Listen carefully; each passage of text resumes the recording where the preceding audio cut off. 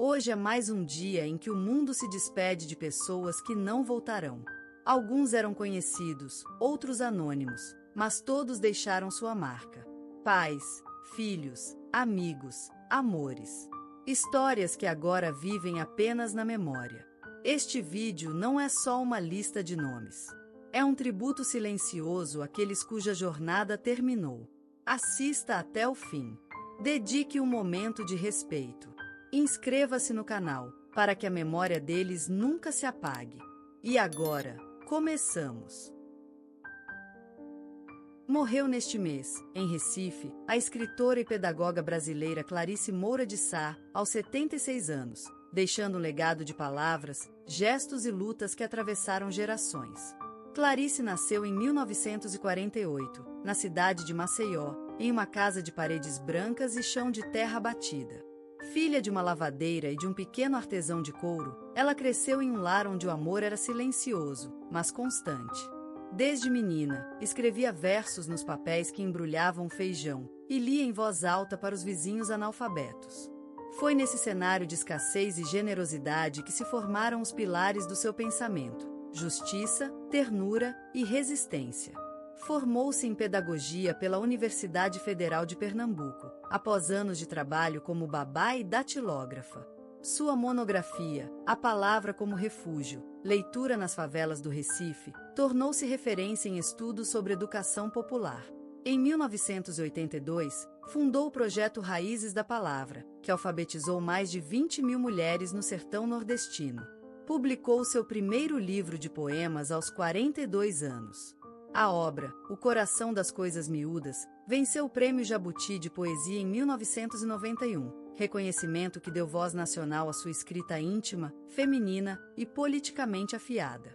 Em 2005, foi agraciada com a Ordem do Mérito Cultural do Brasil, pelo conjunto de sua obra literária e educacional. Clarice sempre afirmava: ensinar a escrever no corpo do tempo. A palavra não é para embelezar, é para libertar. Essas frases ecoavam em salas de aula improvisadas, saraus comunitários e protestos por mais livros nas escolas públicas. Ela acreditava que o verbo era a forma mais pura de esperança.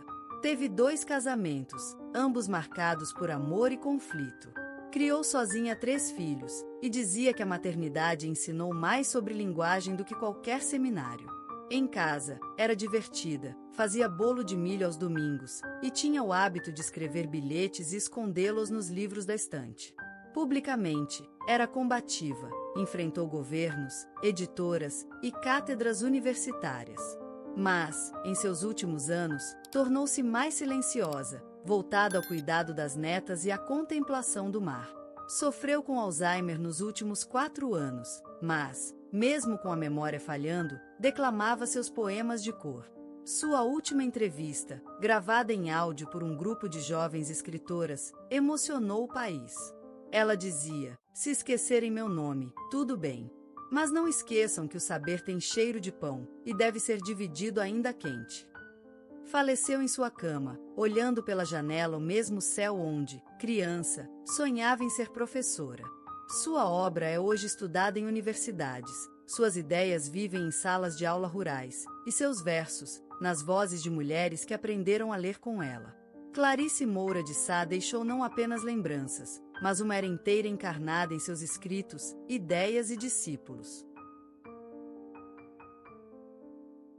Morreu neste mês, no bairro do Catete, no Rio de Janeiro, o jornalista e documentarista brasileiro Raul Nascimento Duarte, aos 74 anos, encerrando uma vida de denúncias, imagens e palavras que jamais se calaram diante da injustiça. Nascido em Salvador, na Bahia, Raul cresceu entre as ladeiras do Pelourinho e os estúdios improvisados de rádio comunitária. Filho de um operário de estaleiro e de uma costureira autodidata, foi criado em um ambiente onde a escuta valia tanto quanto a fala. Desde muito jovem, gravava sons com um gravador de fita, ruídos da cidade, vozes de feiras, discursos de sindicatos. Estudou jornalismo na Universidade Federal da Bahia, mas foi expulso no 3º ano por liderar um protesto contra a repressão estudantil. Mudou-se para o Rio, onde passou a colaborar com jornais alternativos durante os anos mais duros da ditadura. Raul fundou o coletivo Olhar de Baixo, que denunciava a violência policial nas periferias e produzia os primeiros filmes em Super 8 com moradores da favela da Rocinha. Em 1984, seu documentário Som de Rua foi premiado no Festival de Brasília como melhor obra independente. 2 anos depois, recebeu o Prêmio Nacional de Direitos Humanos por sua cobertura audiovisual das remoções forçadas em comunidades quilombolas no interior do Maranhão. A partir de então, tornou-se referência internacional em jornalismo de base popular e produção participativa de mídia. Publicou livros, entre eles O Grito que Ninguém Ouviu, que se tornou leitura obrigatória em escolas públicas. Raul dizia: "Não basta contar uma história. É preciso que ela mude quem a escuta." E também, a câmera não é uma arma, é um espelho apontado ao esquecimento. Viveu por 32 anos com a pedagoga Marina Santos, com quem teve 2 filhas. Divorciaram-se após uma crise existencial dele, mas mantiveram uma amizade inabalável. Raul morava sozinho em um pequeno apartamento, rodeado de livros, fitas VHS e um gato chamado Pasolini. Era conhecido por fazer café forte e recitar poesia em voz alta para ninguém. Nos últimos anos, lutou contra um câncer de pulmão, mas recusava a autopiedade. Seu último documentário, Silêncios do Asfalto, foi exibido póstumamente em festivais internacionais. Na última entrevista, disse: "Se me restar um minuto de vida, que seja para ouvir uma história que ainda não conheço." Morreu dormindo, na mesma cidade onde, jovem e obstinado, deu sua primeira entrevista como repórter. Deixou seguidores, alunos e uma geração de comunicadores sociais que aprenderam com ele que a verdade exige coragem e delicadeza. Raul Nascimento Duarte deixou não apenas lembranças, mas uma era inteira encarnada em seus escritos, ideias e discípulos. Hoje, Ivete Sangalo é muito mais do que uma cantora. Ela é uma força, uma presença, uma explosão de carisma, de som, de entrega. Ela ilumina os palcos como se neles tivesse nascido, como se cada nota que canta viesse de um lugar sagrado.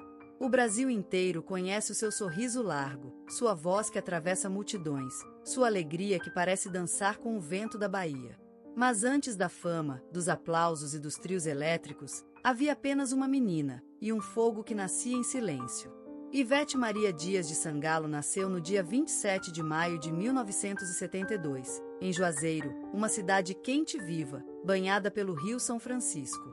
Foi a 4ª de 7 filhos, vinda ao mundo em uma casa simples, com cheiro de café passado na hora e som de rádio tocando forró, bolero e, às vezes, Roberto Carlos. O pai, um contador sereno de olhos fundos, amava música em segredo, guardava discos com cuidado quase religioso. A mãe, de voz doce e mãos ligeiras, era o coração da casa. Entre panelas e canções improvisadas, ela embalava os filhos, contando histórias que tinham mais verdade do que qualquer notícia de jornal. E Ivete, desde pequena, escutava o mundo com o ouvido da alma. A menina não conhecia o tempo como os adultos conhecem. Suas lembranças são como retalhos coloridos de um tecido antigo, o brilho da luz do fim de tarde nas paredes, o som de gargalhadas dos irmãos correndo descalços, o cheiro do feijão com alho, da terra molhada, do sabão de cocô no varal. Havia uma boneca com cabelo de lã, a preferida. Havia também o medo da escuridão, não da noite em si, mas do silêncio que ela trazia. Às vezes, sozinha no quarto, Ivete olhava as sombras no teto e imaginava que eram estrelas, como as que via nos olhos da mãe quando ela cantava baixinho para adormecer. E então, a pequena Ivete começava a cantar também. Não para os outros, mas para si mesma. Como se estivesse criando um lugar onde tudo fosse possível, onde a dor se transformasse em melodia, e a ausência, em palco. Ela não sabia ainda o que era o mundo, mas sabia o que era sentir. E essa sensibilidade, essa chama acesa dentro de um corpo pequeno e curioso, já era o começo de tudo. Era o primeiro compasso de uma sinfonia que ainda viria. Naquele lar cheio de vozes e afetos, Ivete aprendeu que cantar era mais do que emitir sons. Era cuidar, era lembrar, era existir. Ela cresceu ouvindo o riso e o choro, absorvendo a vida como uma esponja encantada. E cada emoção que guardava era, na verdade, uma nota, uma pausa, um refrão esperando sua hora de nascer. Antes de ser Ivete Sangalo, a estrela, ela foi apenas Veveta, uma menina que via luz onde outros viam sombra. Uma alma que já sonhava acordada. Uma criança que, sem saber, estava prestes a se tornar música. Enquanto os colegas riam de piadas que eu não entendia ou falavam de coisas que não me tocavam, eu escutava uma canção imaginária dentro da cabeça. Era como se a música fosse meu abrigo secreto, o único lugar onde tudo fazia sentido. A escola era barulhenta demais. Regras demais. Comparações demais. E eu, Ivete, com meu caderno cheio de rabiscos e letras de música, tentava caber num molde que nunca foi feito para mim. Lembro do primeiro festival de talentos no colégio. Eu devia ter uns 12 anos. O coração batia tão forte que parecia querer fugir pela garganta. Cantei escondendo a voz atrás de um sorriso tímido, como quem pede desculpas por ser vista. Quando a música acabou, houve um segundo de silêncio. Depois, aplausos tímidos e risinhos abafados de quem não entendeu o que eu quis dizer com meu canto. Doeu, mas também ardeu de um jeito bom, como se eu tivesse tocado em algo verdadeiro. Meus pais eram meu maior apoio, mas até eles às vezes se perguntavam se música era coisa para menina séria. Minha mãe me dizia: estude, minha filha. Música é bonita, mas futuro precisa de segurança. E eu entendia, mas algo em mim resistia. Eu queria ser chama, não cinza segura. Tive vergonha das minhas vontades por muito tempo. Sentia que ser sonhadora era ser fraca, que ter medo era falha. Mas, no fundo, eu sabia, era justamente esse medo que me fazia continuar. Medo de nunca tentar. Medo de calar o que nascia em mim com tanta força. Na adolescência, comecei a cantar nos cantos da casa, na igreja, em festas da escola. Pequenas apresentações, pequenos riscos. Mas cada nota era uma conquista. A sensação de estar em cena, mesmo que fosse num palco improvisado de chão de terra, era como respirar de verdade pela primeira vez. Nem todo mundo entendia. Algumas meninas riam das minhas roupas simples ou do meu jeito intenso.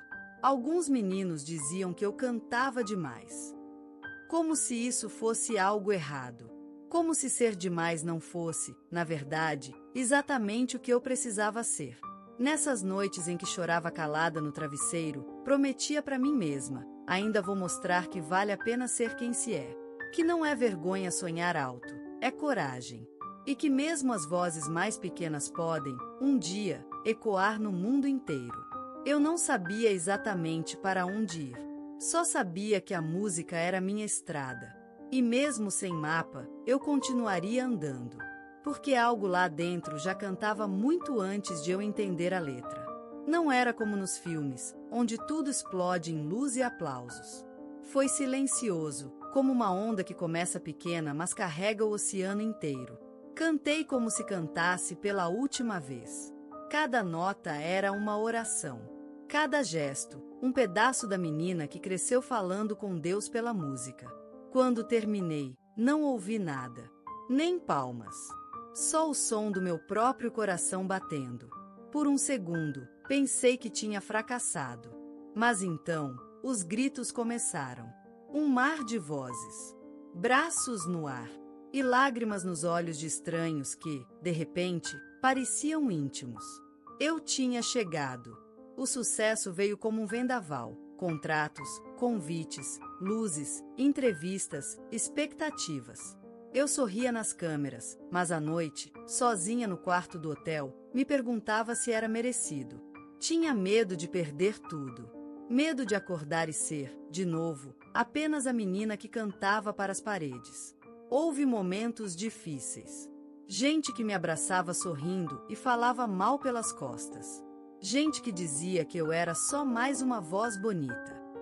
Uma amiga de infância, que eu amava como irmã, se afastou sem dizer porquê. Dizia que eu tinha mudado. Talvez eu tivesse. Talvez o sucesso não mude quem somos, mas revela o que já existia, escondido. Houve noites em que quis desistir. em que cantar parecia um peso, não uma alegria, em que senti que todos me amavam, mas ninguém me conhecia, nem eu mesma. Mas então, em uma apresentação no interior da Bahia, olhei para o público e vi uma menina segurando uma boneca. Ela me olhava com o mesmo brilho que eu tinha nos olhos quando sonhava no meu quarto. E eu entendi, eu estava cantando por ela. Por todas as meninas que sonham alto. Por todas as mulheres que duvidam da própria força. O verdadeiro sucesso não é estar nos palcos maiores. É não se perder no caminho até eles. Hoje, ainda canto com medo. Mas é um medo bom. Um medo que me lembra de onde vim. Que me faz querer merecer cada nota, cada abraço, cada aplauso. Porque agora eu sei, minha voz não é só minha. Ela é ponte, é cura, é chama. É tudo que fui, tudo que perdi e tudo que ainda sonho ser. E enquanto houver alguém ouvindo, eu vou cantar. Mesmo com a alma tremendo. Mesmo com o coração em pedaços.